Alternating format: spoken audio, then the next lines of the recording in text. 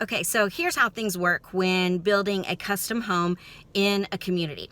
Neighborhoods are going to have most likely an HOA and covenants, and within those covenants are architectural standards, so rules that a builder has to follow to build a home in that community. They're great rules usually that you want your neighbors all to have to follow, so that way you don't build a home and then right next door you have this hot pink and purple house right next to you. So we're in the process right now of getting Architecture Control Committee approval for our Texas Hill Country Spec and Pheasant Point community. And so I am dropping off the samples. We have already submitted the plans. The home meets the minimum square foot standards, meets all of the other rules of the exterior material type and everything. And so now we're submitting some samples. So they want to see a sample of the stone that we're going to be using, limestone, on the exterior of the home.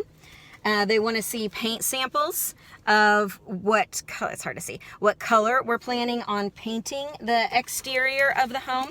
We're also planning on using stucco, so I'm bringing them the stucco color that we are planning on using, and then finally the brick color. We're planning on doing a German schmear on top of this, so I have some photos too of what the end product is going to look like for that. So then hopefully once we turn in all of our samples, we will get official Architectural Committee approval to move forward on the home that we're going to build. So this process, a lot of times they have to do a vote and everything like that. So just know that that process takes a little bit longer, maybe up to 30 days or so, than if you are building outside of a community on raw land where there isn't a homeowners association. Pros and cons of both building in a neighborhood with an HOA and building on land outside of an HOA.